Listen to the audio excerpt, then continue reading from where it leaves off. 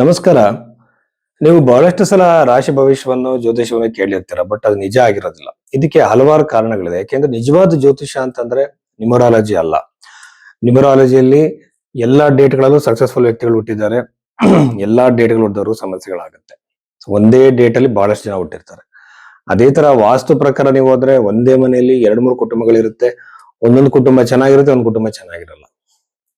Tarot ಕಾರ್ಡಿಗೆ ಹೋಗಿ ಬೇರೆ ಬೇರೆ ತರದ್ದು ಹೋಗಿ, ಈಗ ಒಂದು ಹರಳನ್ನ ಹಾಕೊಂಡ ತಕ್ಷಣ ನೀವು ಲೈಫ್ ಅಲ್ಲಿ ಸಕ್ಸಸ್ಫುಲ್ ಆಗಕ್ಕಾಗಲ್ಲ. ಯಾವ್ದೋ ಒಂದು ಹರಳು ಹಾಕೊಳ್ಳೋದು, ಯಾವ್ದೋ ಒಂದು ವಸ್ತುವನ್ನ ಮನೇಲಿ ಇಟ್ಕೊಳ್ಳೋದು, ಕಲರ್ ಕಲರ್ ವಸ್ತುಗಳನ್ನೆಲ್ಲ ಕೊಡ್ತಾ ಇದ್ದಾರೆ ಕೆಲವರು. ಸೊ ಇದು ಯಾಕೆ ಅಂತಂದ್ರೆ ಬೃಹತ್ ಪರಾಶರ ಹೋರಾಶಾಸ್ತ್ರದಲ್ಲಿ ಸ್ಟೋನ್ಸ್ ಬಗ್ಗೆ ಇಲ್ಲ, ನ್ಯೂಮರಾಲಜಿ ಬಗ್ಗೆ ಇಲ್ಲ, ದೊಡ್ಡ ದೊಡ್ಡ ಪೂಜೆಗಳು, ಕಾಸ್ಟ್ಲಿ ಪೂಜೆಗಳ ಬಗ್ಗೆ, ಜನಗಳು ಕೊಡ್ತಿರುವಂತ ಎಂತೆಂಥದೋ ಮಾಲೆಗಳು, ಎಂತೆಂಥದೋ ವಸ್ತುಗಳು, ಕಲರ್ ಕಲರ್ ಅವರೇ ತಯಾರು ಮಾಡಿರುವಂತದ್ದು ಏನೇನೋ ಒಂದು ವಸ್ತುಗಳು ಯಾವುದು ಕೂಡ ಇಲ್ಲ. ಯಾಕೆ ಅಂತಂದ್ರೆ ಬೃಹತ್ ಪರಾಶರ ಹೋರಾಶಾಸ್ತ್ರ ಹೇಳುವಂತದ್ದು ಏನಂದ್ರೆ, ಪರಾಶರ ಮಹರ್ಷಿಗಳು ಕರ್ಮಕ್ಕೆ ಅನುಸಾರವಾಗಿ ನಾವು ನಮ್ಮ ಫಲವನ್ನ ಪಡಿತೀವಿ ಅಂತೇಳಿ. ಸೊ ಅದರಲ್ಲಿ ಬದಲಾವಣೆ ಮಾಡ್ಕೊಳ್ಳಕ್ಕೆ ಸಾಧ್ಯ ಕಷ್ಟ, ಬಹಳ ಕಷ್ಟ. ಅದಕ್ಕೆ ಅವ್ರು ಹೇಳಿರುವಂತದ್ದು ಮಂತ್ರ ಜಪಗಳು, ದಾನಗಳು ಮಾತ್ರ.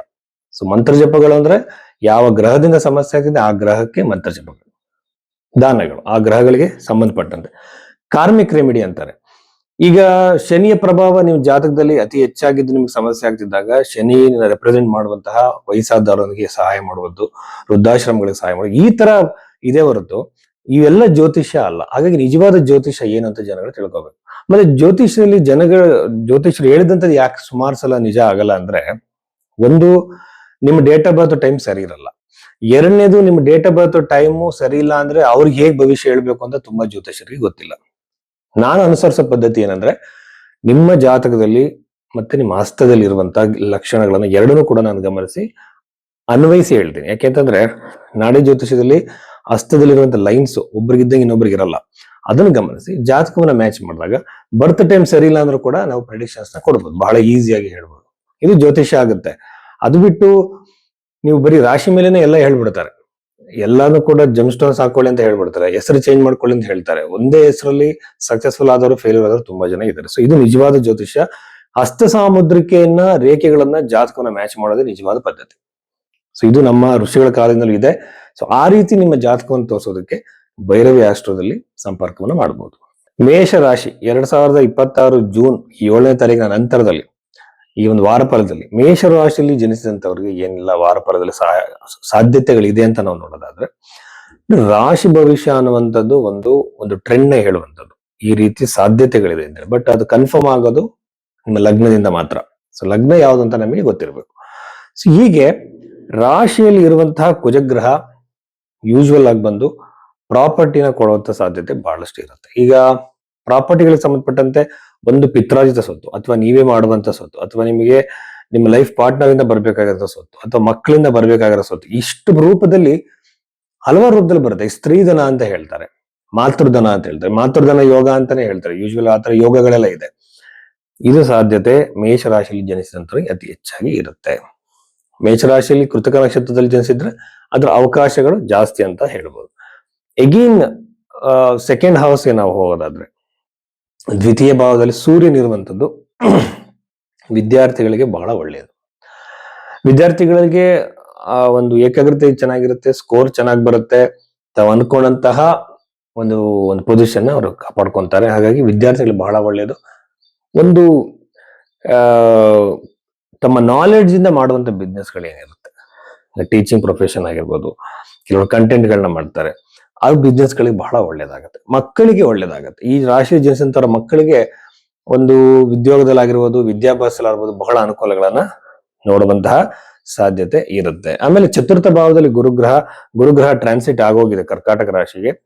ಈ ಒಂದು ಗೋಚರದ ಫಲ ಬಂದು ಯೂಶುವಲ್ ಆಗಿ ಬೃಹದಾಕಾರದ ಗೃಹ ನಿರ್ಮಾಣಗಳಾಗತ್ತೆ ಮೇಷರಾಶಿಯಲ್ಲಿ ಜನಿಸಿದಂಥವ್ರು. ಅವ್ರು ಇರುವಂತಹ ಪೊಸಿಷನ್ ಮೇಲೆ ಯಾವತ್ತೇ ಆಗಲಿ ಒಂದು ಪ್ರಿಡಿಕ್ಷನ್ ಕೊಡ್ಬೇಕಾದ್ರೆ ವ್ಯಕ್ತಿ ಇರುವಂತಹ ಪೊಸಿಷನ್ ಯಾವ್ದಂತ ನೋಡ್ಕೋಬೇಕು, ವಯಸ್ಸನ್ನ ನೋಡ್ಕೋಬೇಕು, ಅದ್ರ ಮೇಲೆ ಪ್ರೆಡಿಕ್ಷನ್ ಕೊಡಬೇಕೆ ಹೊರತು ಸುಮ್ಮನೆ ಎಲ್ಲಾರು ಒಂದೇ ಹೇಳೋದು, ಎಲ್ಲಾರು ಕಾರ್ ತಗೊಳ್ತೀರಾ ಅಂತ ಹೇಳೋದಲ್ಲ.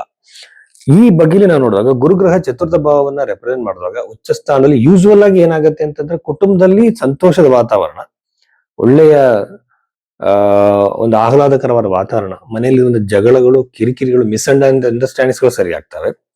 ಗೃಹ ನಿರ್ಮಾಣದ ಯೋಗ ಅತಿ ಹೆಚ್ಚಾಗ್ತಾ ಹೋಗುತ್ತೆ. ಗೃಹ ನಿರ್ಮಾಣದ ಯೋಗ ಅವಕಾಶ ಹೆಚ್ಚಾಗ್ತಾ ಹೋಗುತ್ತೆ. ಎಗೈನ್ ಇದು ಬಂದು ತಾಯಿಯ ಆರೋಗ್ಯದಲ್ಲಿ ಇಂಪ್ರೂವ್ಮೆಂಟ್ ನೀವು ನೋಡ್ಬೋದು. ನಿಮ್ಮ ತಾಯಿಯವರ ಆರೋಗ್ಯದ ಸಮಸ್ಯೆಗಳಿದ್ರೆ ಎಗೈನ್ ಇದು 10th ಹೌಸ್ ನ ರೆಪ್ರೆಸೆಂಟ್ ಮಾಡುತ್ತಲ್ವಾ, ಅಲ್ಲಿನ ಡೈರೆಕ್ಟ್ ದೃಷ್ಟಿ ದಶಮ ಭಾವಕ್ಕೆ. ಹಾಗಾಗಿ ಉದ್ಯೋಗಾಕಾಂಕ್ಷಿಗಳಿಗೆ ಉದ್ಯೋಗ ಸಿಗೋ ಸಾಧ್ಯತೆ, ಹೊಸ ಉದ್ಯೋಗದ ಅವಕಾಶಗಳು, ಆಮೇಲೆ ಉದ್ಯೋಗದಲ್ಲಿ ಪೊಸಿಷನ್ ಚೇಂಜ್ ಆಗಿ ದೊಡ್ಡ ಮಟ್ಟವನ್ನ ತಲುಪುವಂತಹ ಸಾಧ್ಯತೆಗಳು ಈ ಮೇಷರಾಶಿಯಲ್ಲಿ ಜನಿಸಿದಂತವರಿಗೆ ಇರುತ್ತೆ. ಕೆಲವರಿಗೆ ವರ್ಕಿಂಗ್ ಪ್ಲೇಸ್ ಅಲ್ಲಿ ತುಂಬಾ ಇಶ್ಯೂಸ್ ಇರುತ್ತೆ. ಸೊ ಅದು ಕೂಡ ಸರಿಯಾಗುವಂತ ಸಾಧ್ಯತೆಗಳು ಅತಿ ಹೆಚ್ಚಾಗಿ ಇರುತ್ತೆ ಅಂತ ಹೇಳ್ಬೋದು. 11ನೇ ಮನೆ ಇರುವಂತ ರಾಹು ಗ್ರಹ ಯೂಶುವಲ್ ಆಗಿ ಸ್ನೇಹಿತರ ಮಧ್ಯೆ ಕಿರಿಕಿರಿ ಜಗಳಗಳಾಗೋ ಸಾಧ್ಯತೆ, ಸ್ನೇಹಿತರು ನಿಮ್ಮಿಂದ ದೂರ ಆಗುವ ಸಾಧ್ಯತೆಗಳು ಅತಿ ಹೆಚ್ಚಾಗಿ ಇರುತ್ತೆ ಅಂತ ಹೇಳ್ಬೋದು. ಹಾಗೆಯೇ ಸಾಡೆ ಸಾತಿ ಬಗ್ಗೆ ಭಯ ಇದ್ರೆ ನೀವು ಹನುಮಾನ್ ಚಾಲೀಸವನ್ನು ಓದಿ. ಸಾಡೆ ಸಾತಿಯನ್ನ ನಾವು ಅಪ್ಲೈ ಮಾಡ್ಬೇಕು ಅಂದ್ರೆ ತುಂಬಾ ಪ್ಯಾರಾಮೀಟರ್ಸ್ ಇದೆ. ತುಂಬಾ ಜನ ಜಾತಕನ 5 ನಿಮಿಷಕ್ಕೆ ಹೇಳ್ಬಿಡ್ತಾರೆ ಇಡೀ ಫ್ಯಾಮಿಲಿ ಮೆಂಬರ್ಸ್. ಜಾತಕ ನೋಡ್ಬೇಕು ಅಂದ್ರೆ ರಾಶಿ, ನವಾಂಶ, ಹಾಗೇನೆ ಅಷ್ಟಕ ವರ್ಗ, ಅದ ನಂತರದಲ್ಲಿ ದಶಾ, ಕಂಡೀಷನಲ್ ದಶಾ ಇವೆಲ್ಲ ಅಪ್ಲೈ ಮಾಡಬೇಕು. ಇದೆಲ್ಲ ಮಾಡೋದ್ ಬಿಟ್ಟು ಸುಮ್ನೆ ನಿಮ್ಗೆ ಒಂದು ವಸ್ತುನ ಈ ದಿಕ್ಕಲ್ಲಿ ಇಡಿ ಸರಿಯಾಗತ್ತೆ, ಆ ದಿಕ್ಕಲ್ಲಿ ಇಡಿ ಸರಿಯಾಗತ್ತೆ ಅನ್ನೋದು ಕಂಪ್ಲೀಟ್ ಮೂರ್ಖತನ. ಅದನ್ನ ಯಾರು ಫಾಲೋ ಮಾಡಕ್ ಹೋಗ್ಬೇಡಿ. ಜ್ಯೋತಿಷ್ಯ ಅನ್ನುವಂಥದ್ದು ನಿಮ್ಮ ಕರ್ಮವನ್ನ ನೀವು ಅಕ್ಸೆಪ್ಟ್ ಮಾಡ್ಕೊಳ್ಳೋ ತರ ಆಗುತ್ತೆ. ಎಗೇನ್ ನಮಗೆ ಭಗವಂತ ಬುದ್ಧಿಶಕ್ತಿನ ಕೊಟ್ಟಿದ್ದಾನೆ, ಅದನ್ನ ಹೇಗೆ ಉಪಯೋಗಿಸ್ಕೋಬೇಕು, ಎರಡನ್ನು ಬ್ಯಾಲೆನ್ಸ್ ಮಾಡ್ತಾ ಹೋಗೋದಕ್ಕೆ ಜ್ಯೋತಿಷ್ಯ ನಮಗೆ ಹೆಲ್ಪ್ ಮಾಡುತ್ತೆ. ಹಾಗಂತೇಳಿ ಒಂದೇ ರಾತ್ರಿ ಶ್ರೀಮಂತರಾಗೋದು, ಕೋಟ್ಯಾಧಿಪತಿ ಮಾಡೋದು ಜ್ಯೋತಿಷ್ಯರ ಕೆಲಸ ಅಲ್ಲ. ಹಾಗೇನೆ ಜ್ಯೋತಿಷ್ಯ ನಾನೇ ಹೇಳ್ತಿದ್ರು ಕೂಡ ನನ್ನ ಕರ್ಮ ಫಲವಾಗಿ ನಾನೇ ಅದರ ಅಧೀನದಲ್ಲಿ ಇರ್ತೀನಿ. ಅದನ್ನ ನಾನು ಕೂಡ ಬದಲಾವಣೆ ಮಾಡ್ಕೊಳಕ್ ಆಗೋದಿಲ್ಲ. ಒಬ್ಬ ವ್ಯಕ್ತಿ ಭವಿಷ್ಯ ಹೇಳಿದ ತಕ್ಷಣ ಅವನ ಭವಿಷ್ಯ ನಾವು ಚೇಂಜ್ ಮಾಡ್ಕೊಳಕ್ಕೂ ಆಗಲ್ಲ. ಸೊ ಇಷ್ಟೆಲ್ಲ ವಿಚಾರಗಳು ಮೇಷರಾಶಿಯವರು ಸಂಬಂಧಪಟ್ಟಿದ್ದು. ಸಂತಾನದಲ್ಲಿ ವಿಳಂಬ ಆಗುತ್ತೆ. ಕೆಲವರಿಗೆ ಸಂತಾನದ ಬಹಳ ವಿಳಂಬ ಆಗ್ತಾ ಇರುತ್ತೆ. ಇದು ಜಾತಕ ಮ್ಯಾಚ್ ಮಾಡ್ಬೇಕಾದ್ರೆ ಸಂತಾನದಲ್ಲಿ ಇಶ್ಯೂಸ್ ಇದೆ ಅಂತ ನೋಡ್ಕೋಬೇಕು. So medical help, medical field ತುಂಬಾ ಚೆನ್ನಾಗಿ ಇದಾಗಿರೋದ್ರಿಂದ ಅಲ್ಲಿ ಕೂಡ ಅನುಕೂಲ ಆಗ್ಬೋದು. ಬಟ್ ಒಂದು ಫೇವರೇಬಲ್ ದಶಾ ಪೀರಿಯಡ್ ಇವ್ರಿಗೆ ಬರ್ಬೇಕಾಗುತ್ತೆ ಸಂತಾನದ ಅವಕಾಶಕ್ಕೆ. ಮತ್ತೆ ಮಕ್ಕಳಿಂದ ಬಹಳ ನೋವು, ಟೆನ್ಷನ್ ಕ್ರಿಯೇಟ್ ಆಗುತ್ತೆ. ಮಕ್ಕಳು ಚೆನ್ನಾಗಿ ಓದ್ದಲೇ ಇರ್ಬೋದು, ಅವರಲ್ಲಿ ಇಂಪ್ರೂವ್ಮೆಂಟ್ ಕಾಣ್ದಲ್ಲಿರ್ಬೋದು, ಅವರಿಂದ ಮಾನಸಿಕ ಕಿರಿಕಿರಿ ಮೇಷರಾಶಿಯಲ್ಲಿ ಜನಿಸಿದಂಥವ್ರಿಗೆ ಅತಿ ಹೆಚ್ಚಾಗುತ್ತೆ. ವಿವಾಹದ ಸಾಧ್ಯತೆ ಹೆಣ್ಣು ಮಕ್ಕಳಿಗೆ ಜಾಸ್ತಿ ಇದೆ ಈ ಮೇಷರಾಶಿಯಲ್ಲಿ ಹುಟ್ಟಿದಂಥವ್ರಿಗೆ. ವೈವಾಹಿಕ ಜೀವನದಲ್ಲಿ ಸಮಸ್ಯೆಗಳಿದ್ರು ಸಹ ಮ್ಯಾರೇಜ್ ಬಹಳ ಇನ್ ಟೈಮಿಗೆ ಆಗುತ್ತೆ. ಬಟ್ ನಾವೇನ್ ಮಾಡ್ಬೇಕು, ಹಸ್ತರೇಖೆಗಳನ್ನ ಮ್ಯಾಚ್ ಮಾಡ್ಬೇಕು. ಈಗ ಹಸ್ತರೇಖೆಯಲ್ಲಿ ಶುಕ್ರನ ಲೈನ್ಸ್ ಬಂದು ಎಕ್ಸಾಕ್ಟ್ ಆಗಿ ನಿಮ್ಮ ಏಜ್, ಫಾರ್ ಎಕ್ಸಾಂಪಲ್ ನಿಮಗೊಂದು 25th ಏಜ್ ನಡೀತಿದೆ ಅನ್ಕೊಳ್ಳೋಣ. ಅವಾಗ ಗುರುಗ್ರಹ ಬಂದು ಕರ್ಕಾಟಕ ರಾಶಿಗೆ ಬಂದಿದೆ.